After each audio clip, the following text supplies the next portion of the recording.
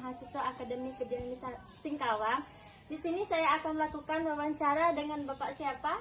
Bapak Mas Raji. Bapak Mas Raji ya Bapak. Bapak asalnya dari mana Bapak? Dari desa Sadang Gunung Kolam. Dari Kolamnya. Kalau boleh tahu nih Bapak, pekerjaan Bapak ini apa ya? Seorang petani. Seorang petani ya Bapak ya. Baik Bapak, di sini saya akan melakukan wawancara seputar tentang korupsi di Indonesia saat ini. Kalau yang boleh Bapak ketahui, menurut Bapak korupsi di Indonesia saat ini gimana Pak? Kan usaha pemerintah sekarang membentuk ataupun membuat undang-undang anti korupsi dengan dibentuknya KPK, Komisi Pemberantasan Korupsi. Itu belum mampu untuk menekan tingkat kerendahan atau ketinggian daripada korupsi yang ada di Indonesia. Nah, kita lihat sekarang banyak masyarakat Indonesia yang masih layak dibantu dengan angka kemiskinan yang tinggi, dengan adanya pelayanan kesehatan yang rendah. Nah, sudah saya katakan bahwa apabila APBN di Indonesia digunakan sepenuhnya untuk keperluan masyarakat, untuk kepentingan masyarakat, saya rasa rakyat Indonesia aman dalam segi kesehatannya, pendidikannya, dan dari senggang kesosialannya. Jadi menurut saya, sadarlah para koruptor untuk memakan uang negara. Karena uang yang kita dapat bukan hasil diri kita, bukan hak kita, akan mendapat daripada ganjaran baik di dunia ataupun di akhirat nanti. Sudah. Pertanyaan terakhir, pesan yang Bapak harapkan untuk memberantas korupsi bagi para koruptor itu seperti apa Pak? Nah, udah saya katakan awalnya, kita tidak bisa juga menurut Korea Selatan. Kalau Korea Selatan saya anggap itu sangat-sangat bagus untuk memberantas korupsi, dia langsung hukum mati. Tapi karena negara kita adalah negara Pancasila, negara hukum, berdasarkan demokrasi, jadi saya sebagai masyarakat mengharapkan buatlah undang-undang atau aturan semaksimal mungkin untuk menekan para koruptor supaya sadar, supaya tidak lagi melakukan tindakan-tindakan penggunaan uang negara secara pribadi ataupun golongan. Nah, menurut saya harus dibuat undang-undang penyitaan para koruptor. Jadi dibuat miskin. Jadi semua asetnya harus disita supaya ada efek jera bagi para koruptor. Hanya itu aja. Ya, terima kasih Bapak ya. Baik, saya sudah selesai melakukan wawancara kepada Bapak Mas Raji. Terima kasih Bapak atas waktunya. Sama-sama Bu. Ya, saya ucapkan Assalamualaikum warahmatullahi wabarakatuh. Waalaikumsalam. A few moments later. Selamat malam Oma. Selamat malam. Gimana kabarnya Oma? Sehat? Oh, baik-baik. Alhamdulillah, sehat-sehat. Syukurlah. Oke Oma, kalau gitu mohon maaf ya Oma ya mengganggu waktunya sebentar. Iya. Oma, di sini saya ada pertanyaan mengenai korupsi. Apa Oma bisa menjawab pertanyaan saya? Ya, saya coba aja ya. Masalahnya kan ya setahu Oma aja, nanti saya jawab apa yang dipertanyakan, saya jawab. Ya Oma. Untuk pertanyaan pertama, sebagai masyarakat Indonesia, apa sih peran Oma untuk memberantas korupsi di Indonesia ini? Oh, peran saya sebagai masyarakat Indonesia untuk pemberantasan korupsi, yakni mengawasi kewenangan pejabat yang mempunyai tingkah laku yang merugikan keuangan negara. Itu namanya korupsi. Oke. Ya. Yang kedua, apa perlu dikasih contoh-contoh? Perlu ke? Gak usah, gak apa-apa. Oh, enggak, kalau mau dikasih contoh, ada sih contohnya. Oh, boleh. Contohnya yang kecil-kecil aja yang bisa dilihat kacamata kita. Iya. Mungkin ada pejabat deh, tetangga Oma pun ada juga. Yang tetangga atau teman-teman Oma waktu itu. Itu ada pejabat, harusnya kan dia kan mempunyai ini, dikasih mobil atau kendaraan dinas. Seharusnya itu diperuntukkan untuk kedinasan, akan tetapi digunakan untuk keperluan keluarga, untuk belanja, untuk shopping, untuk rekreasi. Itu kan tidak betul, itu kan termasuk ya korupsi itu, tidak bagus juga gitu. Oma, untuk pertanyaan kedua, pesan yang Oma sampaikan untuk pelaku koruptor itu apa sih? Masalah pesan saya untuk koruptor, kalau kalau saya memberikan pesan, yaitu kalau diberikan tanggung jawab, diberikan kewenangan itu ya paling tidak harus amanah lah, harus jujur. Jadi apa yang diberikan pekerjaan itu ya sesuai dengan kewenangannya lah. Jangan sampai lah uang negara diambil begitu untuk kepentingan diri sendiri, untuk kepentingan koleganya, sekelompok. Itu kan tidak bagus. Berarti kan untuk memperkaya diri sendiri. Kan tidak bagus. Padahal itu kan bisa digunakan untuk, kalau memang itu benar-benar amanah kan. Jadi kalau di Indonesia itu tidak ada korupsi kan bisa, masyarakat itu kan adil dan makmur. Ya, tapi kalau dikorupsi kan untuk kepentingan sendiri aja, cuma segelintir orang yang yang menikmatin gitu.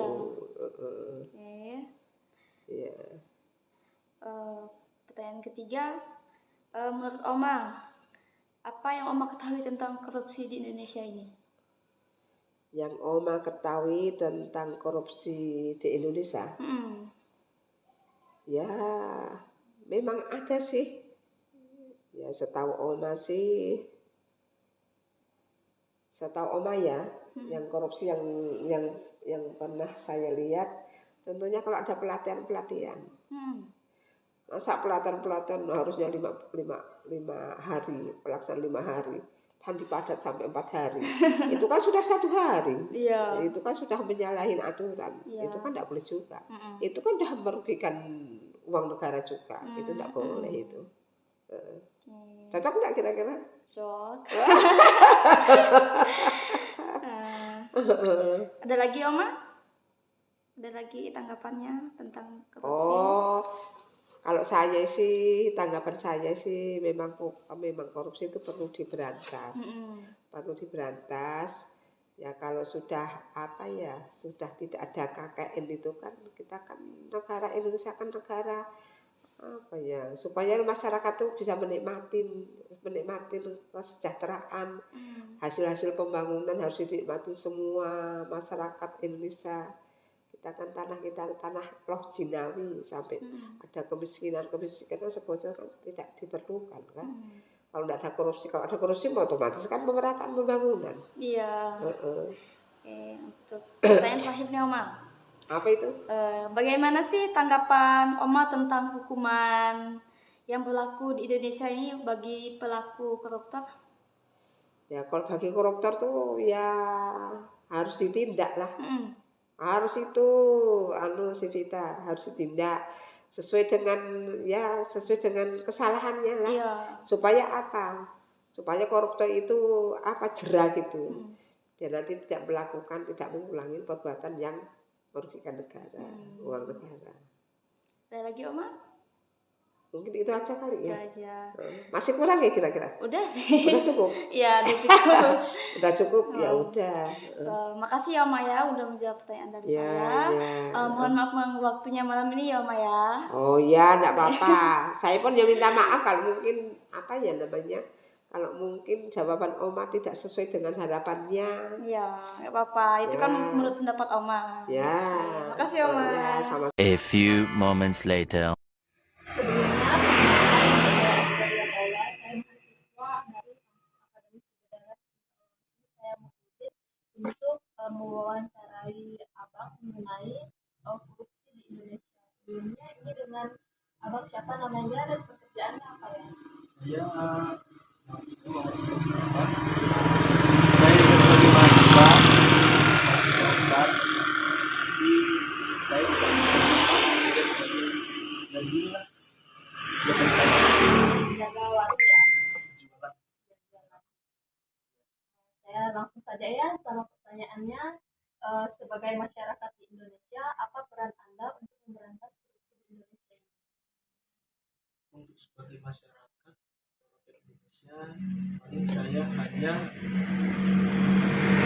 bisa menunjukkan bahwa tindakan tersebut tidak benar dan sangat merugikan bagi masyarakat.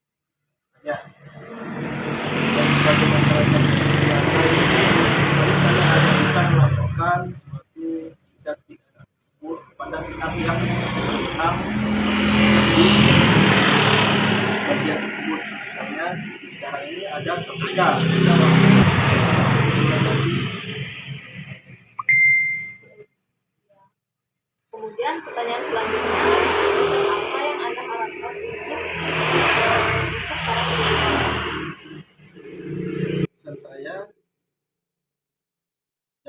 korupsi paling tidak sangat merugikan bagi Anda yang korupsi itu sendiri, keluarga Anda, dan masyarakat banyak. Untuk pertanyaan selanjutnya, menurut Anda apa yang Anda ketahui tentang korupsi di Indonesia ini? Saya ketahui korupsi di Indonesia itu seperti hal yang biasa. Dari instansi atas maupun sampai ke bawah. Jadi hal yang biasa, hal yang rumah korupsi. Kemudian pertanyaan terakhir, bagaimana tanggapan Anda tentang hukuman yang berlaku bagi para koruptor di Indonesia? Hukuman bagi para koruptor di Indonesia ini sangat tidak seimbang, tidak adil. Apa yang mereka perbuat di sebagai tindakan korupsi tersebut sangat ringan hukumannya.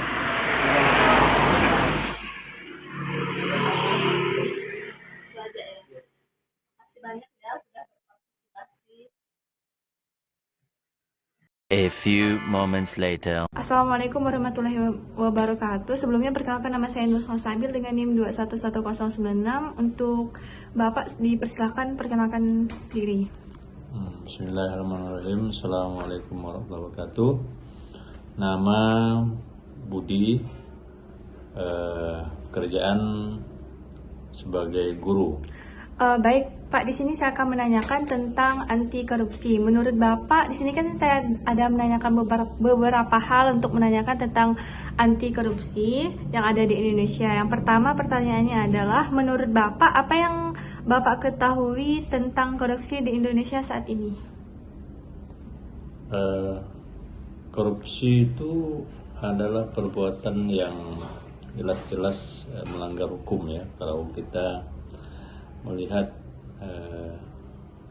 hukum kita di Indonesia berdasarkan Undang-Undang Dasar ya 1945 memang, dan Undang-Undang Anti Korupsi itu memang merugikan sekali ya. Jadi tindakan korupsi itu karena korupsi di Indonesia ini kalau kita lihat sudah memudaya ya, dari tingkat atas ya, level atas sampai ke grassroots ya, akar rumput. Jadi itu sudah memudaya. Jadi harapan kita memang sebagai guru lah. Nah, jadi guru memang di peraturan sekolah itu ya memang kita udah mengantisipasi. Antisipasi artinya mengadakan dalam kurikulum ada pendidikan anti korupsi. Nah, jadi kalau di level sekolah ya, baik itu SD, SMP dan SMA. Jadi undang-undang pendidikan anti korupsi itu mencegah sedini mungkin untuk memperkenalkan, untuk mengantisipasi lewat pembelajaran dan pendidikan kepada anak-anak didik. Jadi karena kalau tidak kita kenalkan sedini mungkin, maka nanti anak-anak tidak tahu mana yang termasuk korupsi ya, nah yang tidak. Nah, seperti itu. Baik, itu tanggapan Bapak ya Pak untuk pertanyaan yang pertama. Kemudian untuk pertanyaan yang kedua, sebagai masyarakat Indonesia, apa peran Bapak untuk memberantas korupsi di Indonesia? Ya itu tadi, kita sebagai guru atau tenaga pendidik ya, jadi kita sudah memperkenalkan pendidikan anti korupsi ya. Misalnya kita punya kantin di sekolah, nah, jadi kantin kejujuran namanya. Jadi mereka itu bertransaksi tanpa petugas kantin. Jadi mereka mengambil sendiri, kemudian membayar sendiri dan mengembalikan uang sendiri. Nah, jadi itu sudah kita didik di level sekolah dasar ya, pendidikan dasar. Nah, itu ranah kita sebagai guru ya di satuan pendidikan ya. Baik, untuk pertanyaan selanjutnya, pesan apa yang Bapak harapkan untuk memberantas korupsi? Ya, pesan kita memang kita sebagai pendidik lah. Nah, jadi level atas ya pemerintahan, terutama pemerintahan kita pusat ya. Jadi harus bersinergi dengan level bawah, terutama yang kita di bawah ini ya. Seperti guru, kemudian tenaga pendidikan yang lain. Jadi harus satu arah, satu jalan. Jangan sampai kita keluar-keluar di bawah, sementara di atas itu mempraktikkan